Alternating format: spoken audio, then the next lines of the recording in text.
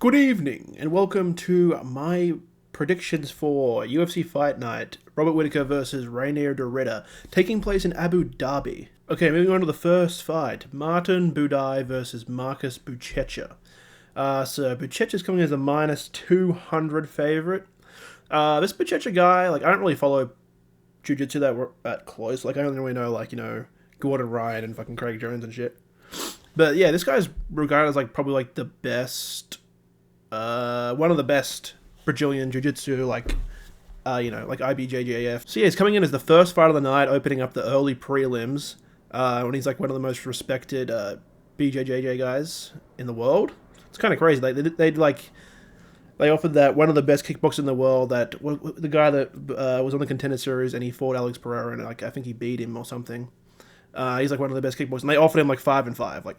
UFC just do not give a fuck about actually getting people from other organizations, other sports rather. Kind of based, honestly. I don't see why they would have to pay them a lot when a lot of these times they'll be the world's best in one provision, and then they just come in and get completely wrecked. Unless they're back in the old days, wrestlers came in and they transitioned really well, and now I think that kickboxers are the best to transition out of all the other martial arts. But yeah, if you're an American wrestler nowadays, or you're especially jiu-jitsu guys, they come in a lot and they kind of just get fucking walked over. So I'm not really feeling it. I'm going to pick Buday here. I just feel like Buchecha, he fought in one for a bit. He only lost the guy that's now the champ, but I just don't respect one at all. It's completely different.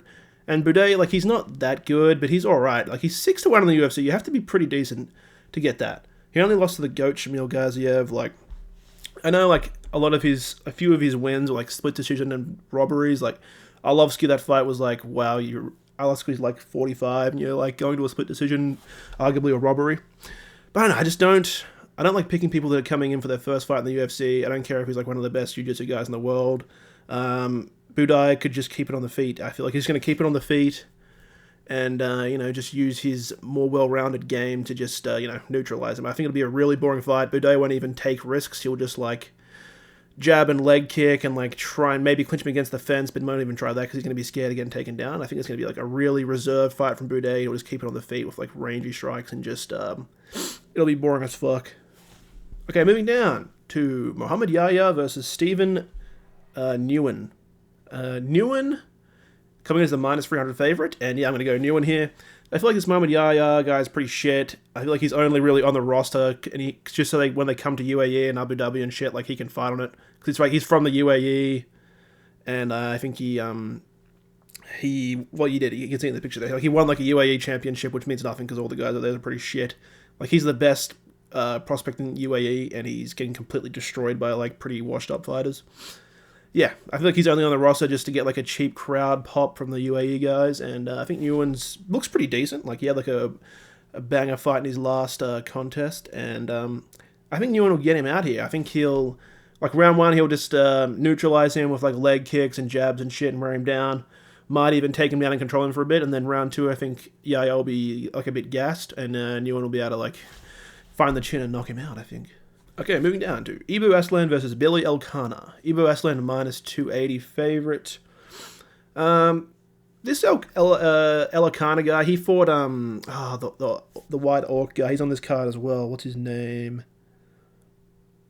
What's his fucking name? Bogdan Guskov. Yeah, he fought Bogdan Guskov. I think he took it on short notice, and he went down a weight or up a weight from where he wasn't in his weight class, and he had a pretty good performance against him, took Bogdan down, but gassed out, so you don't know that. But it's just hard to really gauge that, because I feel like he kind of got that takedown just because Bogdan wasn't really expecting it, and I think Ibu Aslan would have watched that fight, and he'll be expecting the takedown, so I don't think he's going to get taken down like that, and I think Aslan just has pretty crazy power. He has a lot of hype behind him. Elekana has a little bit of hype behind him because of his good performance on short notice. It's kind of a Diego Lopez effect. But yeah, I think I'm going to give the edge to Aslan here. I think he's a bit more technical on the feet, a bit faster, a bit stronger. And I think that he's going to be expecting the takedown. He's going to be able to keep it on the feet. And Elekana looked, you didn't really see him on the feet much. I just haven't really seen Elekana fight in the UFC enough to really know anything about him. I think Aslan's pretty solid. So I'm going to go Aslan KO round one. And then we've got Amanda Ribas versus Tabatha Ricci. Amanda Ribas minus 145. I'm going to go Ribas here. I feel like Ricci's kind of just like a pitter-patter at range, try and take her down, but she has no threat on the ground, actually, like no submission threat, no ground and pound. She's just boring as fuck on the feet, just sparring match style stuff, like, you know, like not really putting any gas into anything, not even getting into range, just long range, just like boring as fuck, leg kicks and like clinching against the fence, and just, I don't really like her game very much. I think her game's really boring, really unaggressive. And I think Ribas, you know, she pushes forward. I think she's going to push forward. You know, she's pretty aggressive. She actually like throws stuff with some sting. And I feel like, you know, Ricci showed in her, I think it was Mackenzie Dern. Like Mackenzie Dern was just kind of bullying her, even on the feet and on the ground. And I feel like, you know, Mackenzie Dern's not that good on the feet. I feel like if you just take the fight to Ricci and you don't play her sparring game, like you don't have the fight play out like a sparring match. You actually push her back and, like, you know, get a bit nasty, which Amanda Ribas is. She nasty, bro. She, yeah, I feel like Ribas has that nasty streak in her, and she'll be able to, you know, just outgrit her. And I see her just like pushing her back, clinching her against the fence, you know, getting some control time against the fence, breaking off with some elbows, just having her on the back foot the whole fight. I think it'll play out on the feet because Ricci is she has like a pretty oppressive ground game. I feel like when she gets on top of you, it's pretty hard to get her off, it seems like. So yeah, I think it's going to be Ribas by decision. I think it'll be a pretty boring fight, but, you know, it'll be alright. Okay, next up, this is actually a really good fight. There's some really cool fights on this card, and I'm really looking forward to this fight. I really like David Grant, and I like Damon Blackshear. I feel like Damon Blackshear is really on the come-up, and David Grant is extremely slept on. If he had gotten some of the split decision wins that he got lost, like, I think he could have been, like, in his prime, he could have been, like, within the top 10, like 9-8-7. I don't think it was like a top 5 guy, but I feel like he could have like been in the middle of the, like, between 10 and 5. But yeah, I feel like I'm gonna go Damon Blackshear here though. I feel like David Grant's a little bit out of his prime. He's slowing down a little bit. He has got submitted a few times in the UFC. Like most of his losses are actually most of his, like, the times he got finished, he's been submitted. Like he's been submitted 3 times in the UFC, and Blackshear has 11 submission wins, 3 in the UFC. And David Grant has actually lost 4 times. Like he lost once outside of the UFC submission as well. I think that round 1 will be really close. Maybe even David Grant will get it, because I feel like Damon Blackshear, he did this in his last fight where he doesn't really go for the takedown super heavy in the round 1. He kind of just plays it out in the feet. Like he'll like threaten the takedown, you know, like he'll like do like a little half-ass shot just to like keep them in mind. But I feel like he's gonna keep it on the feet. I feel like David Grant will outstrike him, but that's just gonna be part of his plan to like play it out in the feet round 1, get David Grant to like use some energy, and then David Grant, oh, he's not shooting that much. You know, I think I got this shit on the feet easy, and then he'll get him down. And I think he'll get him down like in the middle of round 2 when David Grant's gassing out a little bit. And yeah, I feel like he'll find the submission within like a minute of getting him down. Damon Blackshear is extremely dangerous on the ground, and David Grant has a bit of a submission weakness. Yeah, I think David Grant will win round 1. I feel like, you know, he's got some really good leg kicks, some really good like rangy straights and like hooks. I feel like he's better on the feet, but yeah, I feel like Damon Blackshear is gonna play it out in the feet, lose round 1, and then round 2 come out and really just, you know, step on the gas, get him down, and submit him in round 2. Okay, this is another pretty cool fight. Muslim Salikhov, the spinning spinning round. What the fuck? What would it even be called? Like spinning, kind of like a spinning head kick. I don't know. What do you even call that? It's not really a roundhouse. Versus Carlos Leal. Carlos Leal coming in as a minus 400. I'm gonna go Leal here. I think. Fuck, bro, this dog's AIDS. Yeah, I feel like Salikhov's biggest weapon is his kicks, especially his wheel kicks. I feel like his hands aren't really that crazy. I feel like Leal is gonna, you know, he's gonna be on the pressure, keeping it in like close range, so he kind of mitigates Salikhov's kicks because he's gonna be too close for him to really throw effectively. I think Leal is just gonna pressure forward, keep it like at close quarters as much as possible, maybe push him against the fence, hold him against, pull off with like an elbow on the release, stuff like that, like real like gritty in tight stuff. And I think that he's going to keep that up. Maybe Salikhov will be out of circle and get some kicks early, like round 1, but I think round 2, the constant forward pressure from Leal is really going to gas out Salikhov. Salikhov's 41 years old. You know, he's kind of like unk-maxing. And I feel like Leal's just going to be on the pressure, kind of like a Colby Covington style, like Colby Covington in his prime style fight. Just on the gas, threatening takedowns, getting against the fence, you know, always keeping on the back foot. And then round 2, I think he's going to find the knockout because Salikhov's going to be tired and he's not going to be circling as effectively. Let's go! Bryce the Goat Mitchell versus Khabib's cousin. I'm joking. He's not actually Khabib's cousin. I feel like most people actually know that like aren't Dana White and Bryce Mitchell, I guess, because Bryce Mitchell just refuses to believe that he's not. But yeah, Nurmagomedov is a minus 130 favorite. I'm going Bryce here, bro. I feel like when you look at Saeed, he always has like a really good round 1, and then rounds 2 and 3, he's completely fucking gassed. He's a 1-round fighter. He's like really crazy good, diverse game on the feet, but he just has no gas tank, bro. I guarantee you, round 1 he'll be piecing Bryce up, might even rock him, might even drop him. I wouldn't be surprised. But I don't think he's going to finish Bryce. And then round 2 and 3, this guy just completely gasses. And, you know, Bryce has pretty clean grappling, everyone knows. So Saeed's, the only way he wins in rounds 2 and 3, I feel like, is if he finds like a lucky submission. And that's not going to happen to Bryce. I think Saeed's going to absolutely destroy Bryce round 1. I think on the feet it's going to look like Bryce is going to lose. But then rounds 2, halfway through rounds 2, Saeed's going to be gassed out, and then Bryce is going to get him down, control him, probably land some nasty ground and pound round 2, like threaten submissions round 2, and then for round 3, I think he's going to get him down. I think he's going to lie on top of him all of round 3. So it'll be like a unanimous decision, clear rounds 2 and 3 to Bryce because Saeed gassed out. And yeah, that's how I see it going. And I am very confident in this, honestly. Okay, here we go. Nikita Krylov versus Bogdan Guskov. Krylov's a minus 190 favorite. I don't know why Krylov is so respected, honestly. Like, I think I started watching a little bit after when he was really on a streak. But every time I see him, he doesn't look that impressive. Like, I don't know where this like respect he comes from. But I'm gonna pick him here. I think Bogdan showed a real grappling weakness in his that fight the guy was on earlier. What's his name? What was his name? Billy something. Yeah, like when he fought him, he showed a real grappling weakness. And Nikita Krylov has a lot of submission wins. 16 wins by submission, 5 in the UFC. So yeah, I think people are looking past that hole that Guskov showed in his grappling. I know I said that he probably wasn't expecting Elekana, that's why he got taken down. But still, like, even if you're not expecting it, you should, if you're like a seasoned grappler, you know, you'd have that in defense in your mind, so when it happens, you just instinctively do it. I do think that played a little bit of a part, but I do think Nikita Krylov is a good grappler, dangerous on the ground. I feel like Bogdan is faster on the feet. I think Krylov's a little bit more technical, but I think Krylov just has a clear way to win here, and that's getting it down to the ground and submitting Bogdan. I could see Bogdan just completely fucking sparking Krylov, though, and KOing him round 1. Because, you know, Krylov just got KO'd, pretty nasty KO by Dominic Reyes, like, not that long ago. A few months ago. But I just think Krylov's going to get him down. I think he's going to finish him really quick because he's dangerous. I think Krylov's submission rounds 1 or 2, like an early submission.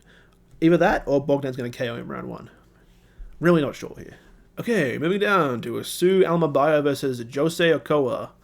Ochoa is it's minus 120, so it's near even. He's just the favorite. I'm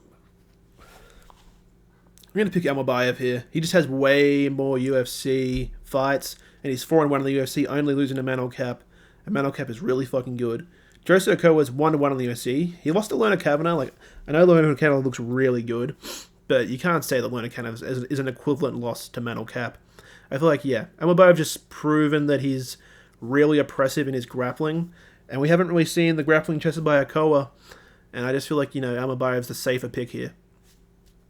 Yeah, I'm not really confident on this either. Like, I don't think we've seen enough of Jose Ochoa to really know. He does look nasty on the feet, but Almabayev looks like he's really good at, like, you know, getting people down off power strikes, and I feel like Ochoa, you know, he looks good, but I feel like if he doesn't knock you out, he's like a little bit, he has a little bit of like untechnical a little bit. So I'm going to go Almabayev by decision here. Okay, moving down. Shara Bullet Magomedov versus Marc-Andre Barriault. Shara Magomedov is a minus 500 favorite. I'm going the underdog here. I just think that this fight's very similar to what I said in the Muslim Salikhov Carlos Leal fight. I feel like Shara Magomedov, when your game revolves around kicks almost exclusively, like I know he does have, like, you know, he does have like the spinning elbows and like other techniques, but I feel like his main thing is kicks. And Marc-Andre Barriault's main thing is running into people like a retard. Like, he's like a marauder. Like, he just runs into people. So I feel like that's going to cancel out Shara Magomedov's game. I feel like this is kind of a bad matchup for Shara Magomedov. Because Marc-Andre Barriault's going to be going forward the whole fight. Shara Magomedov is going to have to Israel Adesanya max, circling and kicking the whole fight. And that's exhausting as shit. I feel like Magomedov has showed, even when he doesn't have to do that he is a pretty bad gas tank. So I feel like with Marc-Andre Barriault's constant pressure, Shara Magomedov is going to have to be moving around so much to get into kicking range, circling so much to get into kicking range, whereas all Marc-Andre Barriault has to do is just, like, cut him off and he can land some significant strikes like that. It's going to be way easier for Barriault to get significant strikes off than Shara Bullet. And if it gets into clinch, I think Barriault's so much more dense. Like, Magomedov's tall, but he's a bit, like, lanky. He's a bit, like thin. I feel like Barriault will have the power advantage, and I feel like he's going to get him against the fence when he's circling and shit. I feel like Barriault has a lot of advantages here.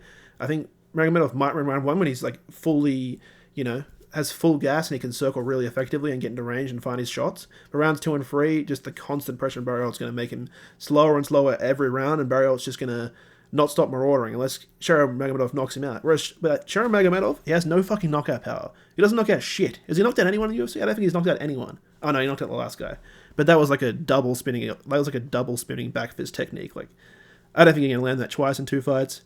He's kind of shown that if he doesn't land something crazy like that he was not going to KO. He's kind of like Corey Sandhagen, Like Corey Sandhagen, the only way he gets KOs is a crazy flying knee techniques, like stuff like that. That's like really crazy and unexpected. He's like, you're not going to see Corey or this guy knock someone out with like a, like a left hook or like a fucking straight, like, like a counter. Like they just don't have enough power.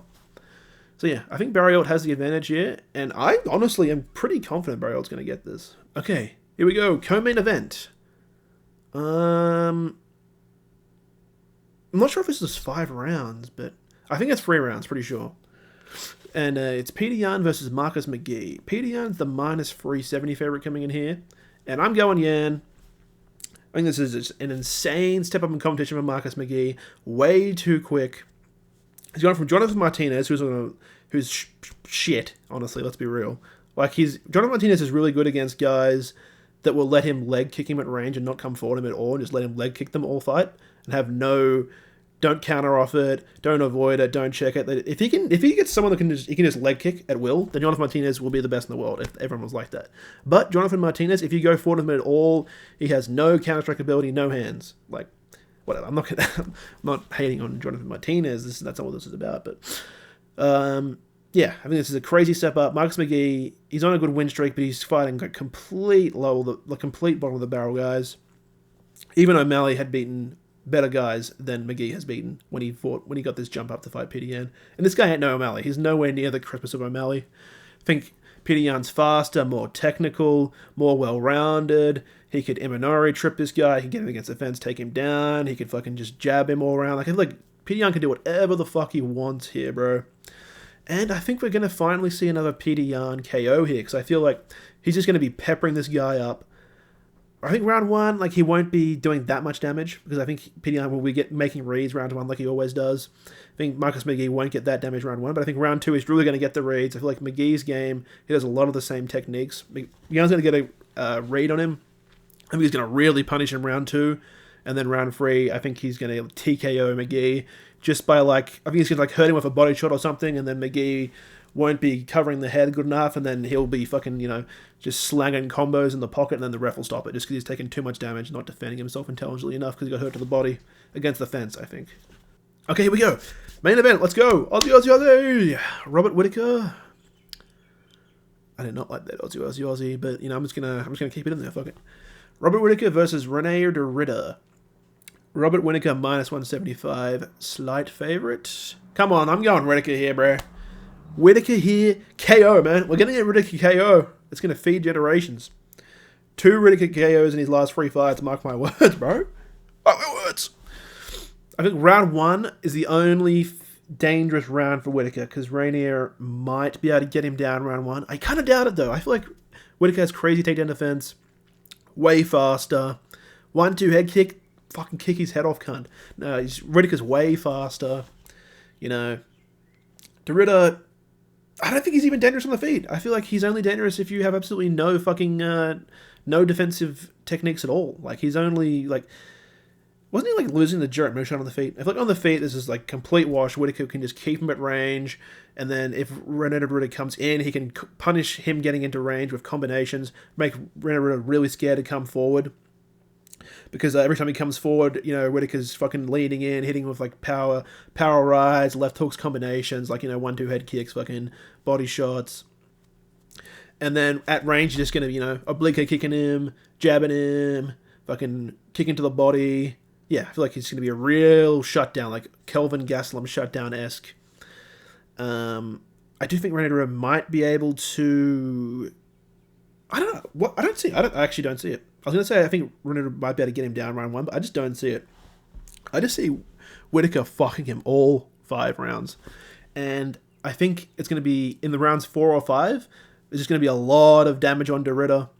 And I think he's going to kind of quit. Like, I think Derrida did kind of quit in a 1 championship fight once. That's the only reason I'm basing this off. And I just feel like Derrida's going to be a sitting duck out there. I just don't see what he has for Whittaker on the feet. I feel like Whittaker's takedown defense is good enough to keep it up.